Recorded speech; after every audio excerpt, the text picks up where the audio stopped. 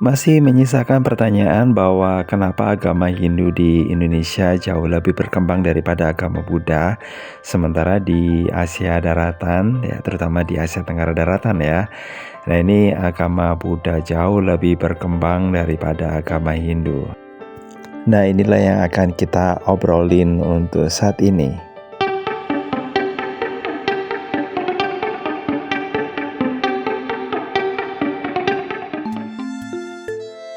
Cukup mengherankan ya kalau bicara soal agama Hindu kenapa bisa berkembang sampai ke Indonesia khususnya di Jawa dan Bali.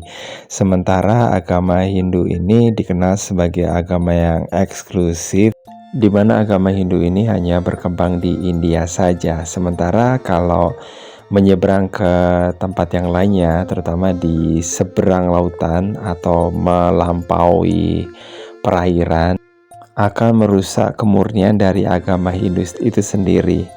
Makanya orang-orang yang beragama Hindu dari kalangan yang tinggi ya dari Brahmana itu bisa dikatakan waktu itu sangat tabu untuk berada di tempat yang di luar India gitu. Tapi yang heran kenapa agama Hindu juga menyebar sampai ke Pulau Jawa dan juga di Bali. Jadi gitu ya. Tapi sebelumnya juga ada kerajaan yang lainnya seperti Khmer, kemudian di wilayah Thailand, di Funan juga yang beragama Hindu. Dan kemudian memang sih tidak berlangsung lama ya.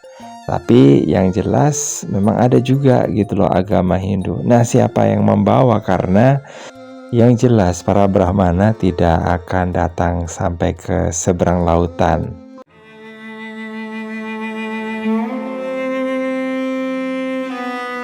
Meski dikatakan sulit, bukan berarti agama Hindu tidak bisa menyebar ya hingga ke tempat yang lainnya di luar India. Buktinya aja di Jawa dan di Bali serta di Asia Daratan.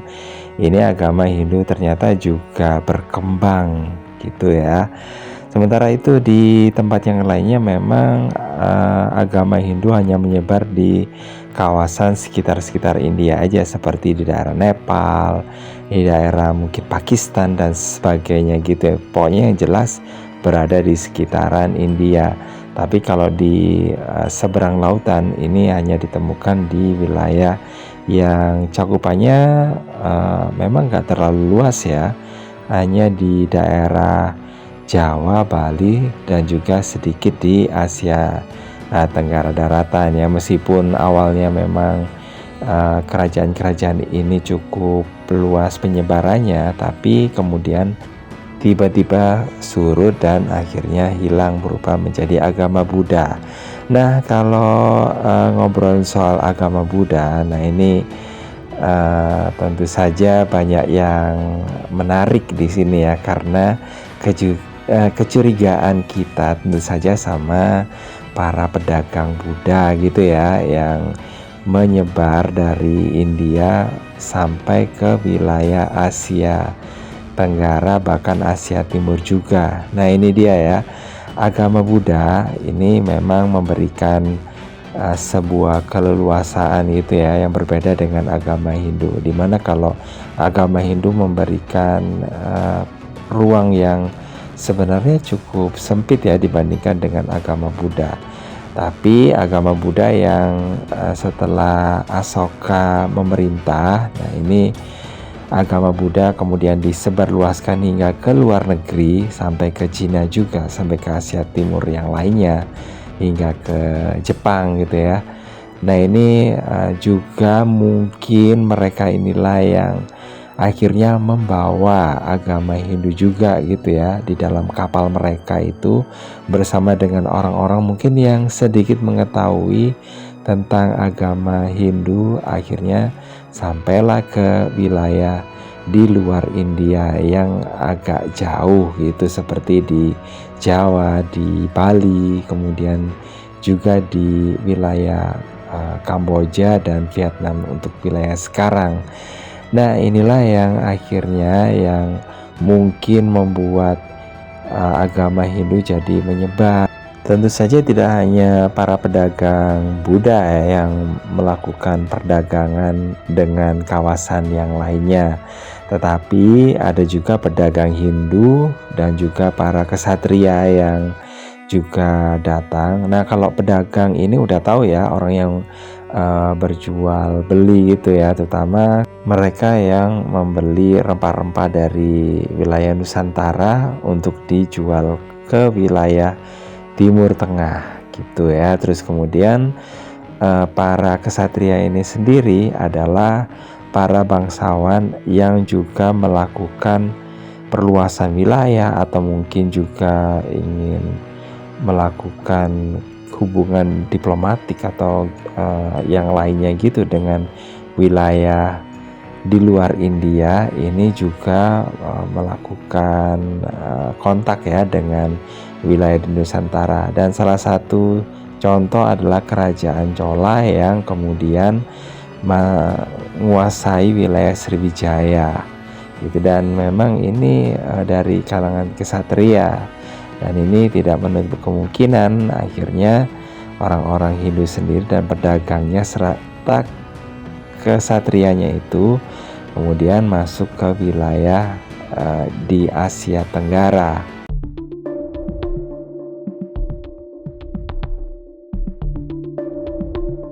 Memang tidak diketahui secara pasti apakah kerajaan Hindu atau Buddha yang lebih dulu berkembang di Indonesia, karena untuk saat ini yang ditemukan dan data validnya itu bahwa Kuta ini meninggalkan berupa tinggalan Yupa ya, yang beraliran Hindu.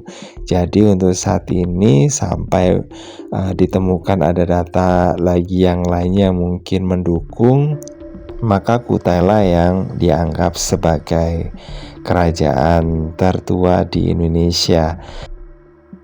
Dan kenapa Hindu yang lebih dulu ada kerajaannya? Kemungkinan Hindu jauh lebih menarik bagi masyarakat Indonesia daripada Buddha gitu ya.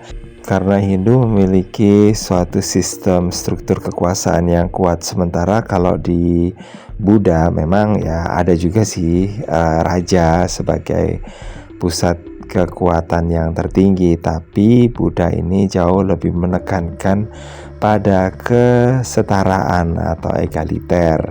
Sementara kalau Hindu ini memang kuat ya dalam hal pembagian kekuasaan atau secara sosialnya, itu dimana dalam Hindu ada kasta-kasta gitu ya, yang juga ikut menunjang tentang struktur kekuasaan yang kuat ini. Tapi dengan adanya temuan berupa arca Buddha Sempaga di Sulawesi Selatan, ini bisa mengindikasikan bahwa sudah ada orang yang menganut agama Buddha di Indonesia atau di Nusantara gitu ya, meskipun masih belum jelas apakah orang Buddha yang bermukim atau mungkin berada di tempat tersebut itu adalah orang lokal atau mungkin para pendatang yang saat berada di perantauan mereka melakukan ritual keagamaan. Tapi tentu saja semuanya memang harus ada bukti-bukti yang kuat ya yang mendukung. Tapi kemungkinan untuk mengatakan bahwa sudah ada penganut agama Buddha gitu ya di era-era awal, nah ini juga bisa mengindikasikan ke sana. Dan kalau mungkin juga dikatakan bahwa masuknya agama Hindu serta Buddha yang ada di Nusantara ini bisa dikatakan hampir bersamaan ya, apalagi kalau dilihat dari sejarahnya bahwa Asoka mendukung penyebaran agama Buddha hingga ke luar India.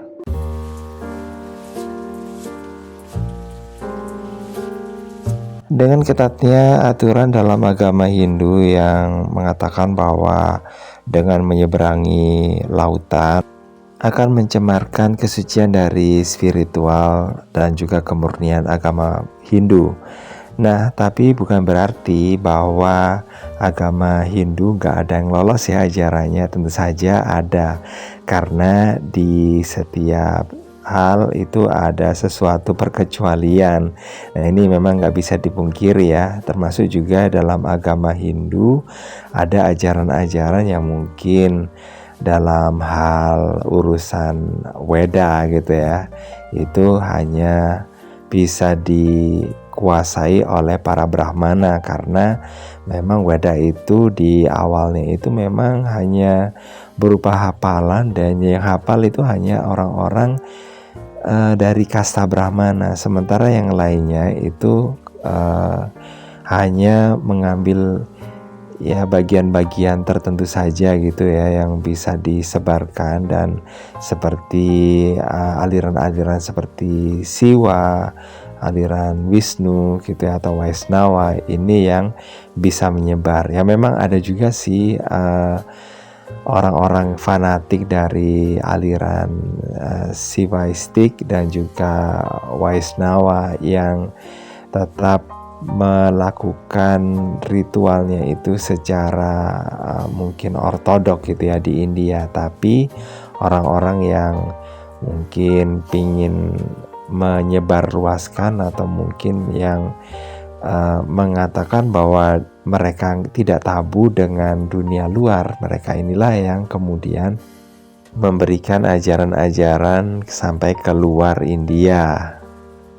Kemudian kalau dilihat dari bukti-bukti dari perkembangan agama Hindu yang ada di Jawa dan Bali ini yang berbeda dengan India, ini bisa dilihat ya bahwa kitab-kitab yang menjadi acuan dalam agama Hindu yang ada di Jawa, khususnya di kerajaan-kerajaan Hindu ya yang ada di Jawa dan juga di Bali, ini banyak menggunakan kidung dan kakawin yang digubah oleh para empu itu ya untuk kemudian diajarkan sebagai panutan dan pedoman dalam beragama.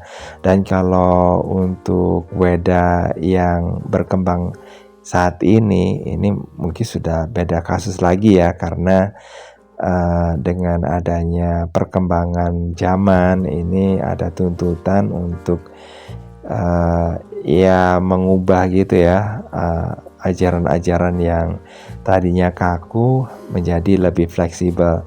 Sementara ini berbeda dengan para pedagang Buddha yang ajarannya itu mungkin bisa dibawa sampai ke tempat yang jauh gitu ya.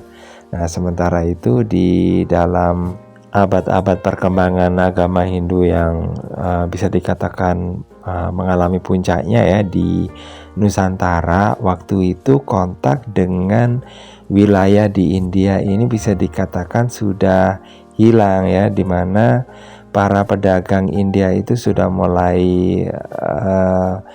menurun ya persebarannya ke Indonesia atau ke wilayah Nusantara, karena waktu itu di India sendiri sudah dikuasai oleh kerajaan Islam, sehingga para pedagang yang datang ke wilayah Nusantara itu masih masih agama Buddha gitu ya, pedagang Buddha, dan ditambah lagi dengan para pedagang Islam.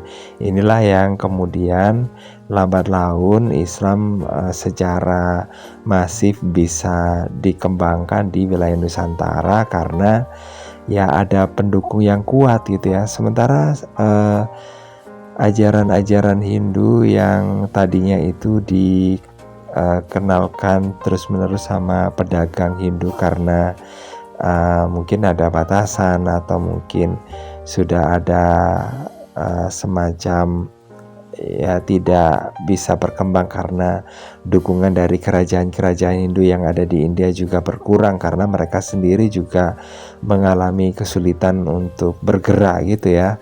Nah, ini akhirnya membuat Hindu di sana sendiri juga kurang bisa untuk tersebar luas sampai ke wilayah di luar India gitu ya. Sementara kalau untuk di Nusantara sendiri, kerajaan-kerajaan Hindunya itu ya mengembangkan ajaran-ajarannya sendiri gitu ya, dari seperti bisa dilihat dalam kitab-kitab seperti Tantu Panggelaran, di mana dikubah ya mitologi mereka sendiri tentang wilayah yang ada di Jawa.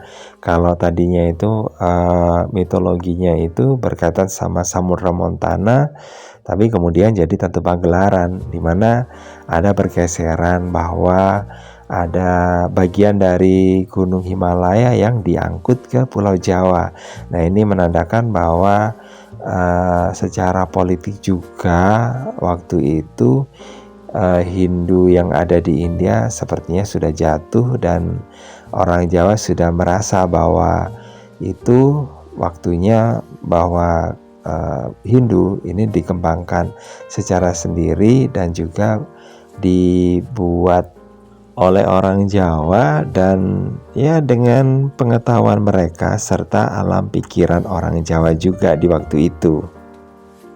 Apalagi waktu itu juga didukung sama kerajaan-kerajaan Hindu yang ada di Jawa yang juga cukup berkembang pesat ya kemajuannya, sehingga karya-karya sastra berupa Kidung dan Kakawin ini akhirnya sangat berkembang pesat. Dan dari situlah dimulai babak baru adanya ya lokal genius ya, atau kepandaian lokal gitu, yang membuat agama Hindu yang ada di Nusantara itu berbeda dengan agama Hindu di India. Dan apalagi seperti di kerajaan Majapahit ini udah ada semacam sinkretis ya antara agama Hindu dan juga agama Buddha, yang kemudian dilanjutkan di Bali dengan model yang ya serupa, dan ada pengembangan gitu ya, yang akhirnya membuat agama Hindu yang ada di Bali juga sangat berbeda dengan yang ada di India, tapi sama dengan yang ada di Majapahit.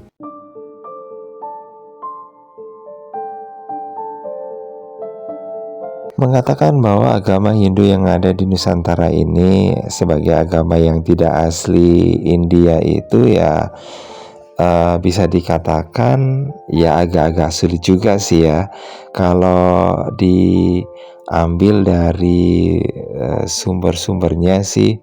Memang agama yang ada di Jawa dan di Bali itu akarnya memang dari India gitu ya, karena ya contohnya saja sih kitab Ramayana sama Mahabharata itu kan kisahnya diambil dari benar-benar India gitu ya, meskipun juga ada perkembangan atau improvisasi dari orang lokal karena ya menyesuaikan gitu ya dengan alam pikiran dari orang lokal.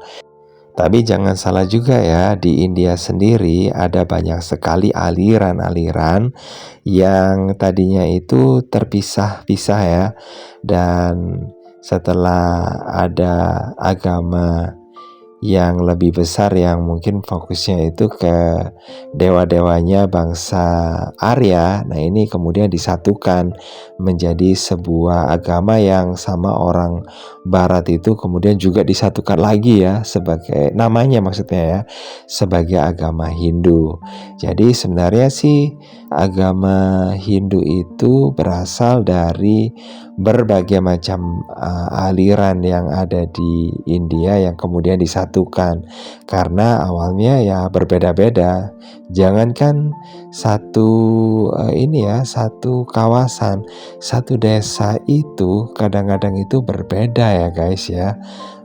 Ini dewanya, alirannya atau mungkin aturannya, tapi dengan adanya penyatuan gitu supaya timbul rasa kebersamaan itu, akhirnya mereka mengatakan bahwa meskipun tidak sama, tapi itu sebenarnya sama ya dengan yang ada dalam agama Hindu tersebut ya. Jadi hanya pelaksanaannya mungkin yang sedikit berbeda atau jalannya masing-masing, tapi pada hakikatnya adalah sama. Jadi gitu ya.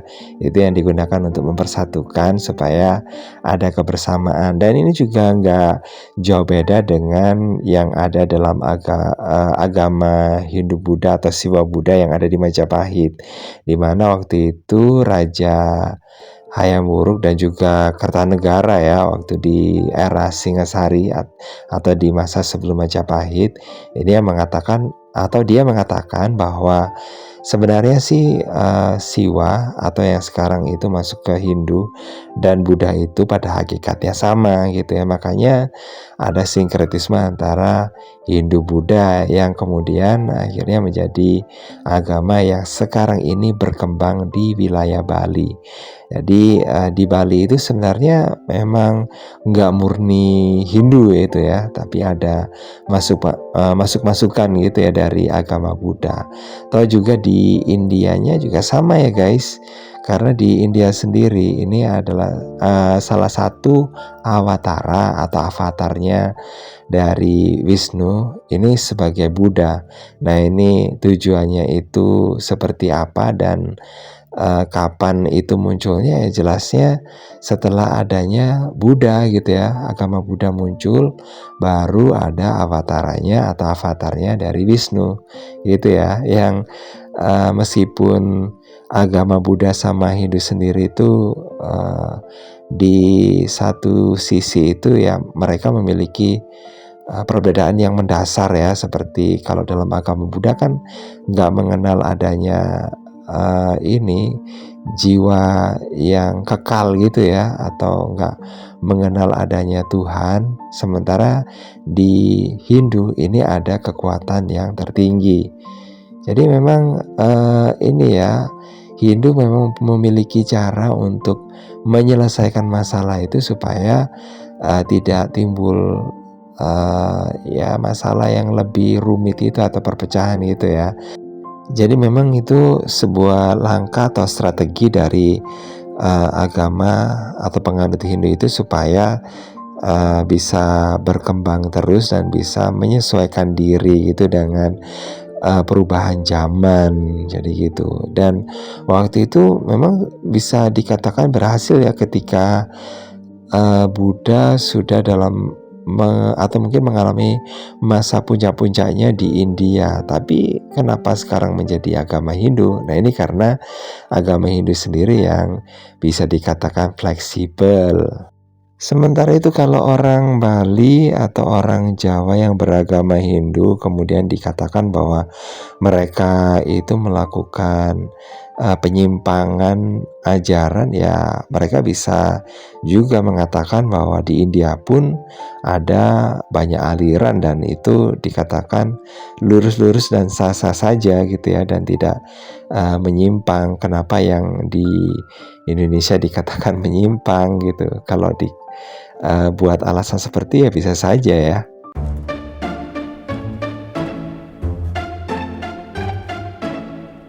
Berbicara soal perkembangan agama Hindu dan Buddha dan juga kerajaannya terutama ya, dan peninggalan-peninggalannya.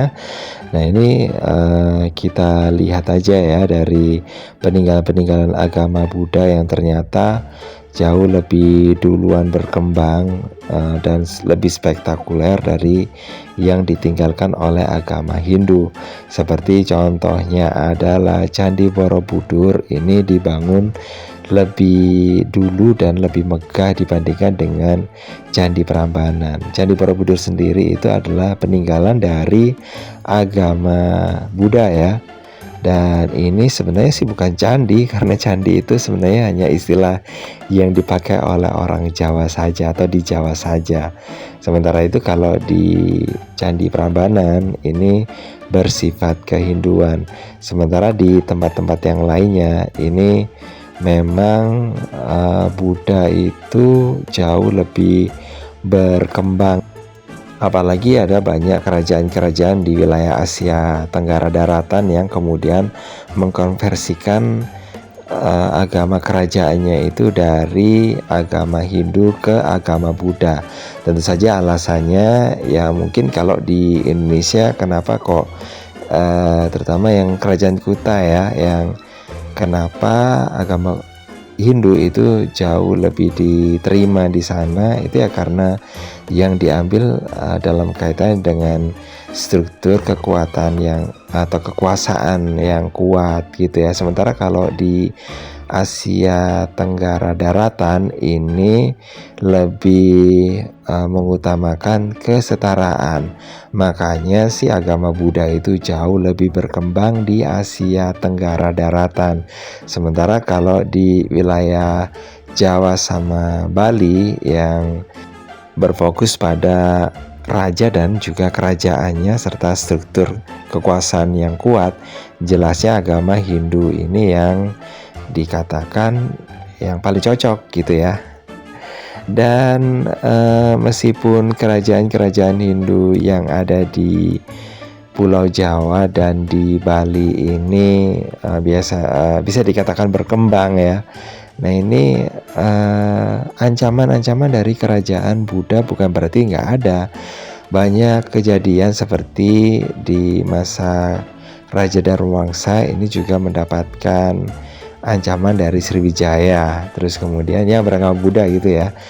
Sementara kalau di Darmawangsa ini dari kerajaan Mataram kuno.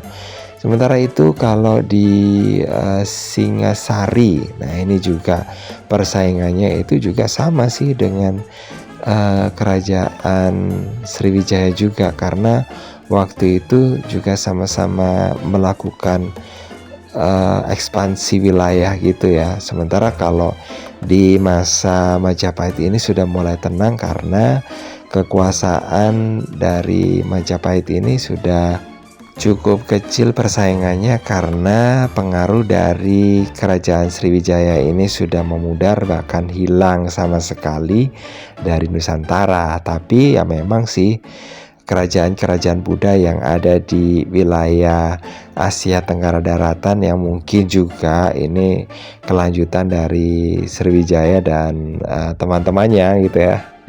Ini juga mulai kuat, tapi yang jelas ini kekuasaan dari kerajaan Hindu di wilayah Majapahit sama di Bali ini ya terkepung oleh kerajaan-kerajaan yang beragama Buddha.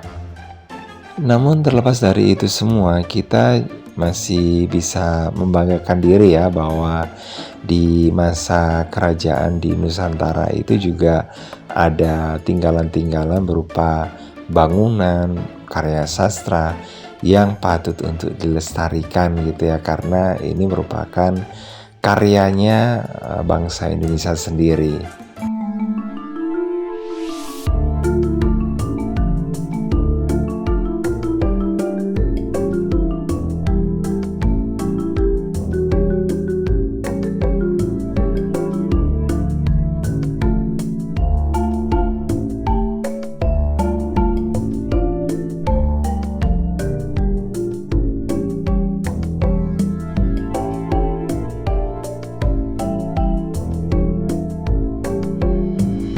Oke, tadi bahasan kita tentang agama Hindu kenapa berbeda ya dengan yang ada di India dan gimana caranya sampai tiba di Nusantara.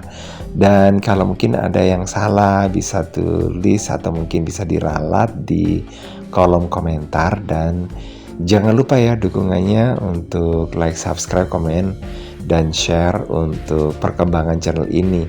Dan sampai ketemu lagi di bahasan berikutnya. Bye-bye.